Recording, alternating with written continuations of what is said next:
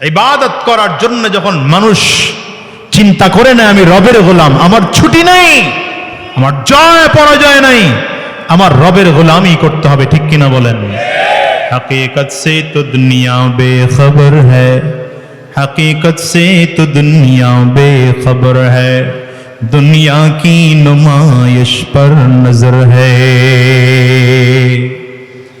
মুসলমানের কোনো ছুটি নেই, ইমানদারদের কোনো ছুটি নাই, ইমানদারদের জয় নাই, পরাজয় নাই। ইমানদারদের 24টা ঘন্টার ফিকির হলো রবের গোলামি করা, রবের গোলামি করা। বরঞ্চ নিজেকে নিজে নিয়ে ব্যস্ত থাকেন, আমি আমার রবের গোলামি করতে পারলাম কিনা, কিয়ামতের ময়দানে রবের সামনে ধরা খেয়ে যাই কিনা, এটা আমার জন্য বিশাল বড় ব্যাপার হয়ে যাবে। এজন্য হযরত ওমর ফারুক রাদিয়াল্লাহু আনহু যখন জমিন থেকে বিদায় হয়ে গেলেন, ইন্তেকাল করলেন, ইমাম হযরত ওমর রাদিয়াল্লাহু আনহুকে যারা গোসল করাইতেছিলেন, পিঠের কাপড় সরায়া যখন পিঠের উপরে পানি ঢালতেছেন, তাকে দেখেন পিঠের মধ্যে লম্বা লম্বা চাবুকের দাগগুলো দেখা যায়। আশ্চর্য হয়ে গেলে, আমার আগে কথা বলেছেন বাংলার জিন্দা লাইব্রেরি, আমাদের অত্যন্ত প্রিয় মানুষ, স্নেহের মানুষ মুফতি রেজাউল করিম আবরার সাহেব, যথেষ্ট তথ্যভিত্তিক চমৎকার জ্ঞান গর্ভ আপনাদের বোঝার জন্য আলোচনা দিক নির্দেশনামূলক ছিল। আমি যে আয়াতে কারিমা তিলাওয়াত করেছি, দুইটা জায়গা থেকে কোরআনুল কারীমের দুটি আয়াতে কারিমা তিলাওয়াত করেছি। এক আয়াতের মধ্যে আল্লাহ তাআলা বলেন, ওয়ামা খালাকতুল জিন্না ওয়াল ইনসা ইল্লা লিয়াবুদুন। আল্লাহ বলেন, আমি জিন এবং মানব জাতিকে আমার ইবাদত ব্যতীত আর কোনো উদ্দেশ্যে সৃষ্টিই করি নাই। এই আয়াতটা খুব ভালো করে বোঝেন। আল্লাহ তাআলা আয়াত বলার আগে শুরুতেই বলছেন, উদ্দেশ্য বলার আগে আগে নিষেধ করেছেন, ওয়ামা খালাকতুল জিন্না ওয়াল ইনস।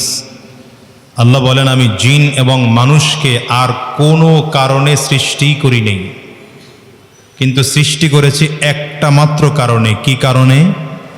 ইল্লা লিয়াবুদুন, শুধুমাত্র আল্লাহ বলেন আমার গোলামের জন্যে।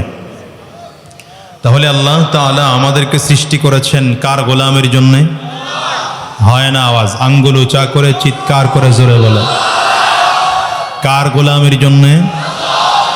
আরো আশ্চর্যের বিষয় হলো, গোটা পৃথিবীর সব মখলুক বানিয়েছেন মানুষের জন্যে, আর মানুষকে বানিয়েছেন একমাত্র রবের গোলামি করার জন্য। যদি মানুষ রবের গোলামি করে তো গোটা পৃথিবী মানুষের গোলামি করে। বুঝেন নাই কথা? আর মানুষ যদি রবের গোলামি না করে তাহলে গোটা পৃথিবী মানুষের গোলামি করে না। এজন্যে দিলের মধ্যে কথাটা চিরজীবনের জন্য ঢুকায় আনেন।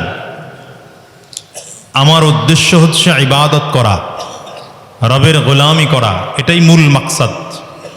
আমাকে আল্লাহ তাআলা বানিয়েছেন এজন্যে, কারণ আমার বানানেওয়ালা, আমার সৃষ্টিকর্তা, আমার স্রষ্টা আমার ব্যাপারে আমাকে বানানোর উদ্দেশ্য বলে দিয়েছেন।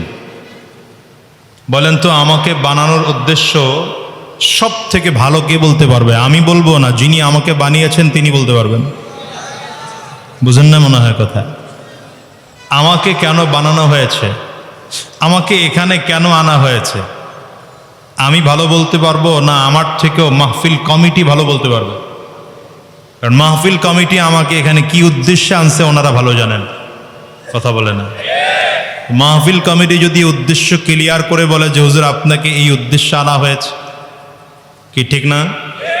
তো সৃষ্টিকর্তা আমাকে সৃষ্টি করেছেন, রব আমাকে সৃষ্টি করেছেন, তিনি আমার খালিক, আমি তার মখলুক। খালিক তার মখলুককে কেন সৃষ্টি করেছেন এটা মখলুক জানার কথা না, জানার কথা কে? তো খালিক নিজেই বলে দিয়েছেন আমি সৃষ্টি করেছি আমার গোলামের জন্য। আর কোনো কথা থাকে? তাহলে বাড়ি গাড়ির জন্য আমাকে আল্লাহ বানান নাই, দুনিয়াওয়ালা হওয়ার জন্য আল্লাহ আমাকে বানান নাই, টাকাওয়ালা হওয়ার জন্য আল্লাহ আমাকে বানান নাই, ক্ষমতাওয়ালা হওয়ার জন্য আল্লাহ আমাকে বানান নাই। মেম্বার, চেয়ারম্যান, এমপি, মন্ত্রী, প্রধানমন্ত্রী আর প্রেসিডেন্ট হওয়ার জন্য আল্লাহ আমাকে এই জায়গাটা আপনারা পেস লাগায় জোরে বলেন না,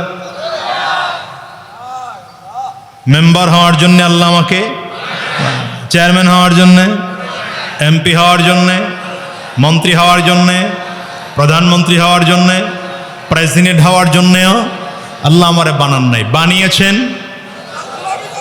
দেখছেন কথা সবার মুখ দিয়ে বের হয় না। বলেন বানিয়েছেন কার জন্যে? আল্লাহর গোলামের জন্য। হ্যাঁ, যদি আল্লাহর গোলামি ঠিক রেখে আল্লাহর মেম্বার হতে হয়, কথা কয় না, যদি রবের গোলামি করতে গিয়ে মেম্বার হতে হয় তাইলে হব, কথা কয় না।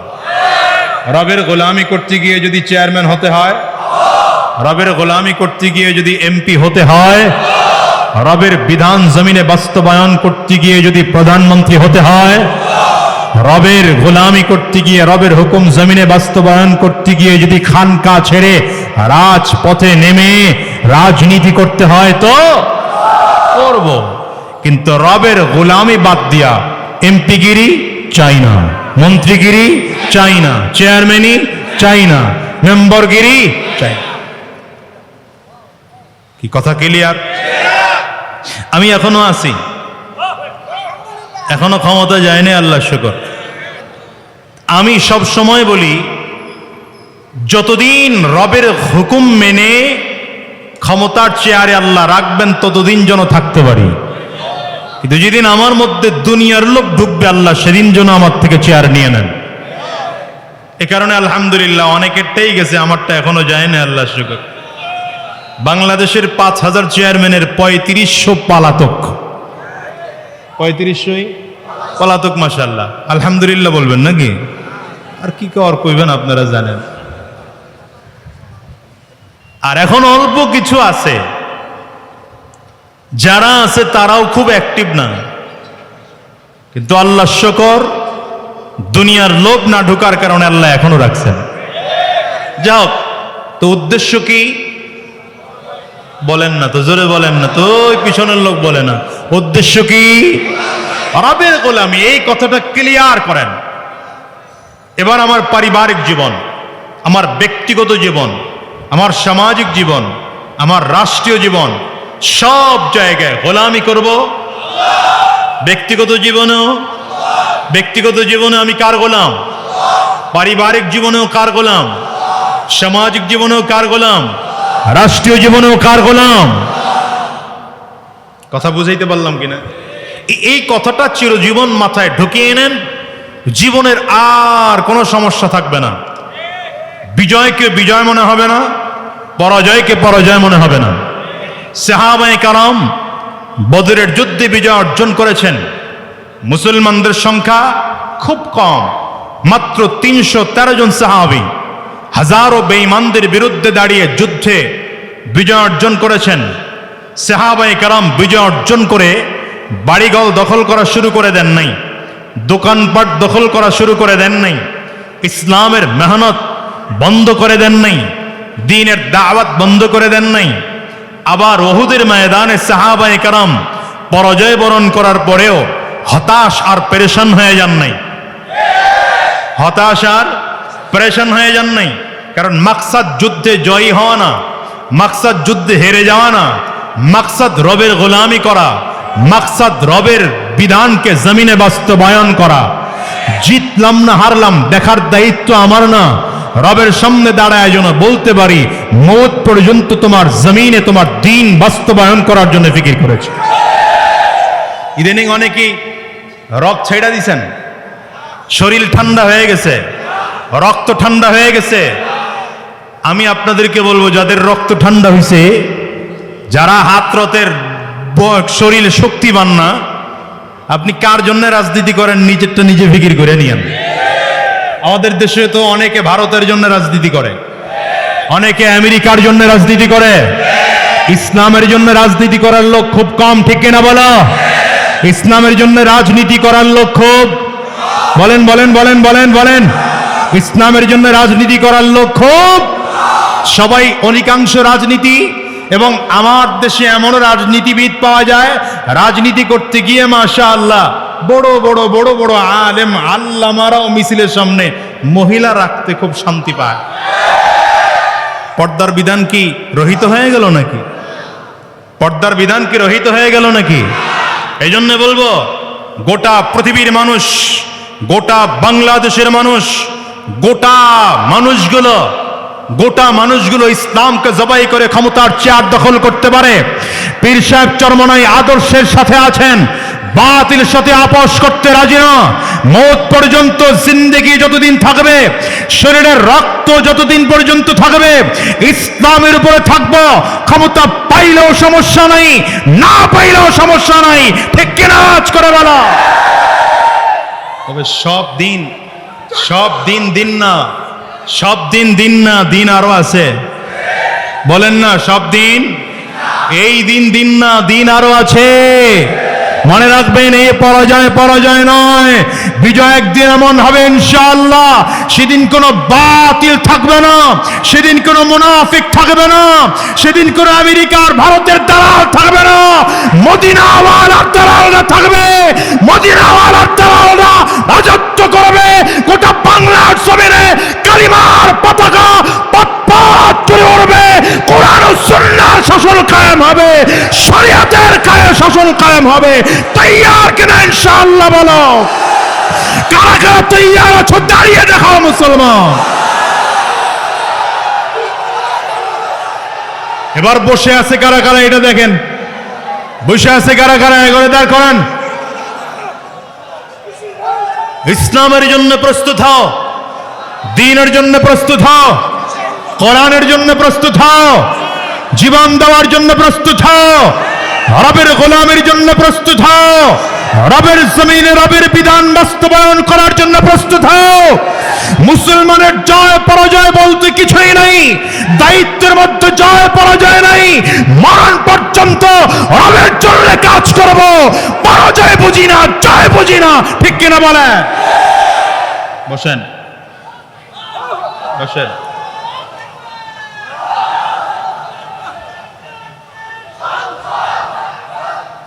পরাজয় বুঝি না, জয় বুঝি না, কাজ করব কতদিন? বুঝছেন, কথা কয় না। বলেন কতদিন? এই জন্য আয়াত পড়েছি, ওয়া'বুদ রাব্বাকা হাত্তা ইয়াতিয়াকাল ইয়াকিন। ওয়া'বুদ রাব্বাকা হাত্তা ইয়াতিয়াকাল ইয়াকিন।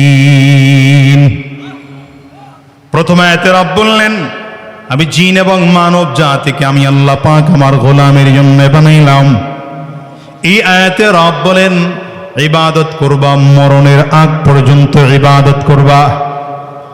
কতদিন? 10 বছর, 5 বছর।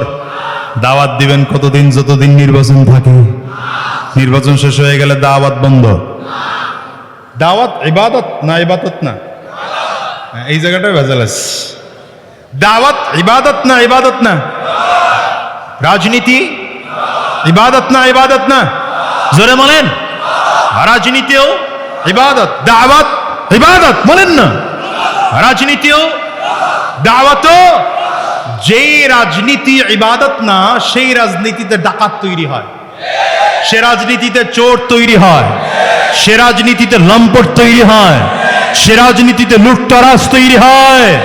আর যেই রাজনীতি ইবাদতের রাজনীতি, সে রাজনীতিতে মাথায় টুপি ওঠে। যে রাজনীতি ইবাদতের রাজনীতি, সে রাজনীতিতে মুখের দাড়ি লম্বা হয়। যে রাজনীতি ইবাদতের রাজনীতি, সে রাজনীতি মানুষ নামাজি হয়।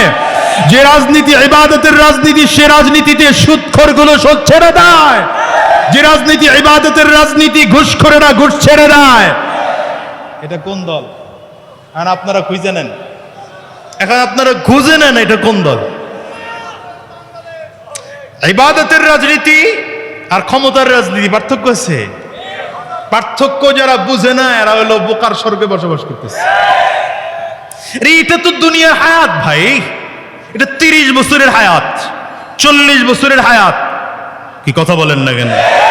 এখানে যারা 30 বছর বয়স যাদের পার হয়ে গেছে, আপনি আর সামনে কয়দিন বাঁচবেন?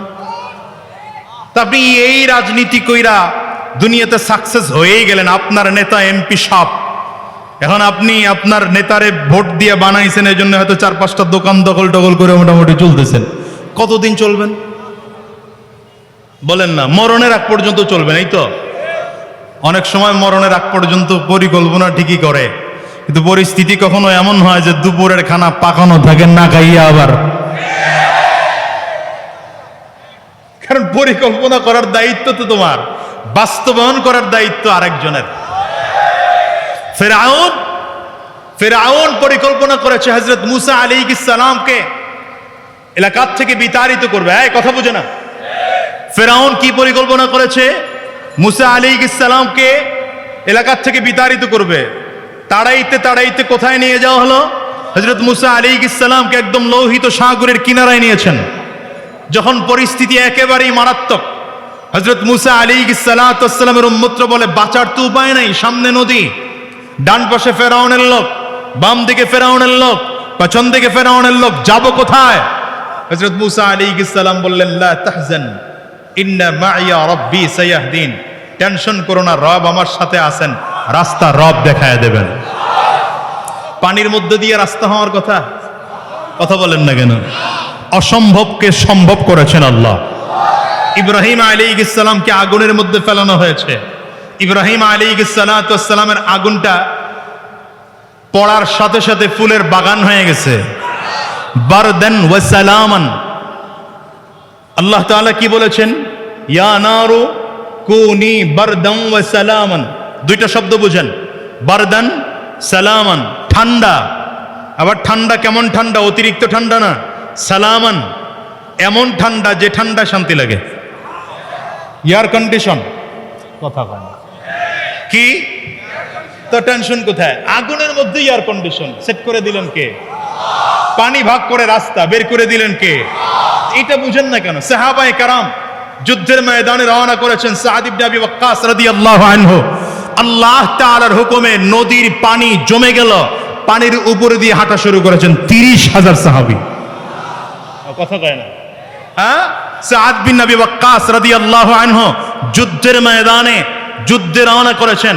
কাফির মুশরিকরা পরামর্শ করে বাগানের মধ্যে থাকতে দিয়েছে। কিসের মধ্যে? কারণ ওখানে পশু প্রাণী, হিংস্র প্রাণীরা আছে। সাদ বিন আবি ওয়াক্কাস ওখানে গিয়ে দাঁড়ায়া ঘোষণা দিচ্ছেন, আমরা নবীর উম্মত, আমরা নবীর সাহাবী, এখানে হিংস্র প্রাণী যারা আছো তোমরা আজকের জন্য বেরিয়ে যাও, আজকে রাত আমরা এখানে থাকবো। ঘোষণা দিলেন তো হিংস্র প্রাণী, সাপ বলেন, এরপরে বিচ্ছু বলেন, এরপরে বাঘ বলেন, সিংহ বলেন, সব যার যার রাস্তা দিয়ে ছড়ে ছড়ে পুরো জঙ্গল সাহাবীদের জন্য খালি করে দিয়েছে। ওই রব বুঝি এখন নাই? ওই রব বুঝি এখন নাই? আসেন রব ঠিকই, তোমার বিশ্বাসে ভেজাল লাগছে, এই জন্য আমেরিকার কাছে গিয়ে মাথা নত করছ।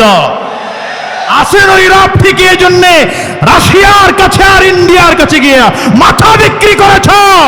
আমরা পাক্কা ইমানদার যারা কারো কাছে মাথা বিক্রি করতে পারি না, কারণ মাথার তো একজনের কাছেই করব, ঠিক না? ওয়া'বুদ রাব্বাকা হাত্তা ইয়াতিয়াকাল ইয়াকিন। রব বলেন গোলামি করবা মরণের আগ পর্যন্ত, গোলামি করবা মরণের আগ পর্যন্ত, গোলামি করবা। এক মুহূর্তের জন্য গোলামি বন্ধ হবে না, মরণের আগ পর্যন্ত গোলামি চলবে। হ্যাঁ, এটা সাহাবায়ে কেরামদের অভ্যাস ছিল। এই জন্য সাহাবীরা জীবনে কোনোদিন ইবাদত ছাড়তেন না, ইবাদত জীবনে কোনোদিন ছাড়তেন না। নবীজির প্রিয় সাহাবী আব্দুল্লাহ ইবনে আমর ইবনুল আস রাদিয়াল্লাহু আনহু, প্রিয় নবীজির সাহাবী, বাবা সন্তানকে বিয়ে শাদী করালেন। বিয়ে শাদী করানোর কিছুদিন পরে বিবির কাছে এসে ডেকে বললেন, ছেলের বউরে শ্বশুর এসে জিজ্ঞাসা করে, মা গো, আমার ছেলের সাথে তোমাকে বিয়ে দিলাম, আমার ছেলেরে কেমন পাইলা? পুত্রবধূ ডেকে বলে, বাবা আপনার ছেলে অত্যন্ত ভালো সন্তান, আপনার ছেলে অত্যন্ত ভালো, সে তো এমন আমলওয়ালা, সারাটা দিন রোজা রাখে আর রাতের বেলায় সারা রাত দাঁড়িয়ে দাঁড়িয়ে নফল নামাজ পড়ে। ইবাদতের মাত্রাটা বুঝেন। সারাদিন, কথা কয় না মানুষগুলা, সারাদিন রোজা, রাতের বেলায় দাঁড়িয়ে সারা রাত। এই যে নফল নামাজ পড়ে আর নফল রোজা রাখে ফরজ বাদ দিয়া, কথা কয় না। আমাদের দেশে ফরজ বাদ দিয়ে একদল আছে না, কথা কয় না। ফরজের খবর নাই, সে নাকি আবার মনে মনে নামাজ পড়ে। মনের পর্দা বড় পর্দা, মনের নামাজ বড় নামাজ, কলব ঠিক নামাজ রোজা লাগে না, আছে না একদল। ফরজ বাদ দিয়ে নফল আছে নাকি? বাবা কথা বলে না কেন, ঠিক না বেঠিক বলো। আমার করে আবার গালি দেয়, করে এলো পাতলা সুন্নি, আমরা হইলাম খরা সুন্নি। আপনারা চট্টগ্রামের মানুষ তো, আমি এই অঞ্চলের কিছু কিছু জায়গায় গেলে মনে হয় যেন দেশের অন্য কোনো এলাকায় আসছি। প্রবাসে গেলে যেরকম ভাষা বুঝতে অসুবিধা হয়, আলাদা একজন তর্জমাকারী লাগে, এখানে আসলে কিছু কিছু জায়গায় তর্জমাকারী লাগে। তো এই সাহাবীর ইবাদতের মাত্রা কেমন? সারাদিন নফল রোজা, সারাদিন রোজা, সারা বছর রোজা, আর রাতের বেলায় নফল ইবাদত। বাবায় তাকায় তাকায় দেখলো যে আমার পুত্রবধূ যেই প্রশংসা করছে, প্রশংসার মধ্যে একটু দোষও আছে। প্রশংসার মধ্যে কি দোষ আছে? যে ছেলেরে মাত্র বিয়ে করাইছো, তো বউরে সময় দিবে, সে বিবিকে সময় না দিয়া কি করতেছে? নফল নামাজ পড়ে। তার মানে বিবিরে ঠিকঠাক সময় দেয় না। এই বাবা গিয়ে নবীজির কাছে বিচার দিল, ইয়া রাসূলুল্লাহ, আমার ছেলে আপনার সাহাবী, সে তো বিবিরে সময় টময় দেয় না, খালি রাতের বেলায় দাঁড়ায় দাঁড়ায় নামাজ পড়ে, আবার দিনের বেলায় রোজা রাখে। নবীজি বললেন ঠিকই আছে, সুবহানাল্লাহ। আগামী দিন মাহফিল টাহফিল শেষ হইলে তা ঠিকই আছে। বাবায় বাবার মতো করে চলে গেছে। নবীজি অল্প কিছুক্ষণ পরে আব্দুল্লাহ ইবনে আমর ইবনুল আসের বাড়ি রওনা করছেন। গিয়ে জিজ্ঞাসা করে, কি ইবাদত কেমন চলে ঠলে? আপনি দেখবেন যেই ছাত্র লেখাপড়া ভালো করে, ওরা যদি শিক্ষকই জিগায় কিরে লেখাপড়া কেমন চলে, সে কিন্তু খুব বুক টুক টান করে, আরে কি কোন হুজুর খুব ভালো চলে, বলার মধ্যে আলাদা একটা ভাব থাকে না। এই সাহাবী তো ইবাদতের উপরেই আছে। নবীজি যখন গিয়ে জিজ্ঞাসা করলেন ইবাদত কেমন চলে, সাহাবী কয় হুজুর চমৎকার চলে। কি রকম? হুজুর রাতের বেলা ঘুমাই না তো, সারা রাত খালি নফল নামাজ পড়ি। নবী কয় সারা রাত না পড়া কম পড়ো, 2 রাকাত পড়ো, তাইলে হয়। সাহাবী বলে হুজুর না, এটা হবে না আমারে দিয়া, 2 রাকাত আমারে দিয়া মানায় না। বুঝছেন কথাটা? বুঝেন, খালি শুনেন না, দিলের কান দিয়া বুঝেন। নবী বললেন তাহলে 4 রাকাত পড়ো। বলে না হুজুর আরেকটু বাড়ান, আরো বাড়ান, এত কমে আমার দিল ভরে না। সাহাবীকে নবীজি বললেন তাহলে 8 রাকাত। সাহাবী নবীজির দিকে তাকায় বলে হুজুর হয় না, আমার দিল ভরে না। আপনি তো বলেছেন জুইলাত কুররাতু আইনি ফিস সালাহ, নামাজে আপনার চোখের শীতলতা আসে। হুজুর যদি নামাজে আপনার চোখের শীতলতা আসে, আপনার সাহাবী আমারও তো চোখের শীতলতা, নামাজ পড়লে আমার ভালো লাগে, এটা আমারে কমায় দিয়ান না, আর একটু বেশি করে অনুমতি দেন। নবী বললেন তাইলে রাতটাকে 3 ভাগ করলে 1 ভাগ নফল নামাজ পড়বা, বাকিটা সময় বিশ্রাম করবা, বউয়ের সাথে কাটাইবা। সাহাবী বলে হুজুর আর একটু বাড়ায় দেওয়া যায় না? নবীজি ধমক দিয়া বলেন ওয়ালি জাসাদিকা আলাইকা হাক্কুন ওয়ালি যাওজাতিকা আলাইকা হাক্কুন। এই এত বেশি করো না, তোমার বিবির প্রতি তোমার হক আছে, তোমার শরীরের প্রতি তোমার হক আছে, যাও গিয়া হক আদায় করো। তাইলে নামাজ কইমা কতটুকু হইল? রাতের 3 ভাগের। দিনের বেলায় কি করো? সাহাবী বলে হুজুর সারা বছর খালি রোজা রাখি। নবী বলেন না না, সপ্তাহে 2 দিন রাখো। কোন কোন দিন? সোমবার, এই 2 দিন রোজা রাখো। বলে হুজুর না, আমার শরীরের অনেক শক্তি, 2 দিন না, বাড়ান। সাহাবীকে নবীজি ডেকে বললেন তাইলে কাজ করো, এই সপ্তাহে 2 দিন তো রাখবা, পাশাপাশি আইয়ামে বিজআ, ওই চাঁদের 13, 14, 15 এগুলোতে রাখো। সাহাবী বললেন না, আরো বাড়ান। হয় না, আমার এত কম দিলে আমার দিল ঠান্ডা হয় না। ইবাদতের আগ্রহটা কি মিয়া? নবীজি বললেন তাইলে সওমে দাউদি রাখো। দাউদ আলাইহিস সালাম রোজা রাখতেন, একদিন রাখতেন রোজা, আরেকদিন ইফতার করতেন, তাহলে এমনি রাখো। নবীজি যখন খালি বাড়ায় না, হযরত আব্দুল্লাহ ইবনে আমর ইবনুল আস চোখের পানি ছেড়ে কান্না শুরু করছে। আর নবীজির দিকে তাকায় বলেন হুজুর নামাজ তো কমায় দিলেন, রোজাটাও কমায় দিবেন। নামাজ কমায় দিচ্ছেন হুজুর, রোজাটারে কমায় দিয়েন না, রোজাটা বাড়ায় রাখেন।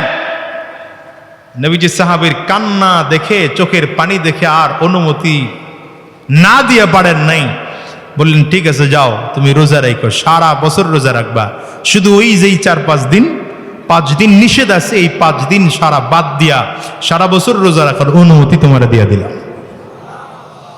হযরত আব্দুল্লাহ ইবনে আমর ইবনুল আস রাদিয়াল্লাহু আনহু সারাটা জীবন রোজা রেখেছেন।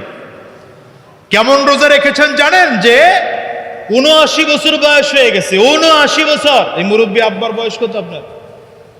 হ্যাঁ, মিলে গেছে। এই যে দেখেন 79 বছর বয়সের মুরব্বী কেমন হয়, এই রকম বয়সেও আব্দুল্লাহ ইবনে আমর ইবনুল আস রোজা রাখেন। চিকিৎসকরা বলে আপনি তখন বয়স টয়স হয়ে গেছে, এখন একটু রোজা না রাখলে পারেন না। তো ডাক্তাররে ডাক দেয়, তোমার মন চাইলে চিকিৎসা করো, নাইলে তুমি যাও গা, রোজার অনুমতি তোমারে দিয়ে নেওয়া লাগবে, অনুমতি আগে নিয়ে রাখছি।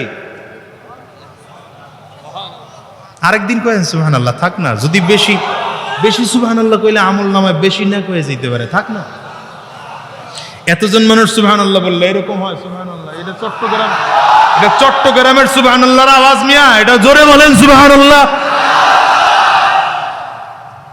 আপনি চিন্তা করতে পারেন যে মানুষটা যেদিন ইন্তেকাল করেছেন আব্দুল্লাহ ইবনে আমর ইবনুল আস, সেদিনও তিনি রোজা অবস্থায় ছিলেন। এটা কি করে সম্ভব? জিন্দেগিটাকে বিলীন করে দিয়েছেন ইবাদতের জন্য। এজন্য ইমামে আজম আবু হানিফা রাহমাতুল্লাহি আলাইহি জীবনে 40 বছর এশার ওযু দিয়ে ফজরের নামাজ পড়ছেন। কেমনে সম্ভব? যখন নিজেকে রবের গোলাম মনে করে আর মরণ পর্যন্ত রবের ইবাদত করার প্রতিজ্ঞা করে নেয়, তখন সম্ভব।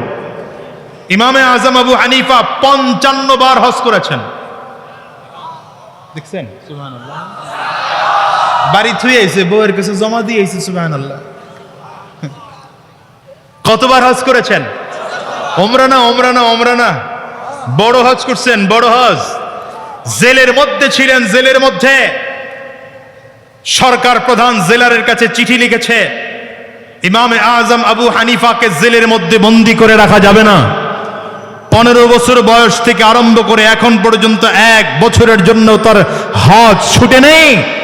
আমি তার জেলের মধ্যে বন্দী করে রাখার কারণে যদি এবছর তার হজ ছুটে যায়, আমি বাদশার ভয় হয় রবের সামনে দাঁড়ায় আমাকে জবাবদিহি করতে হবে, এই ভয় আমি পাচ্ছি। সুতরাং আবু হানিফাকে ছেড়ে দাও, তার হজের জন্য ছুটি দাও। ইমাম জুফর রাহমাতুল্লাহি আলাইহি 70 বছরে একটা কবিরা গুনাহ করেন নাই, 70 বছরে কবিরা গুনাহ করেন। তারাও তো মানুষ, আপনি আমিও তো মানুষ।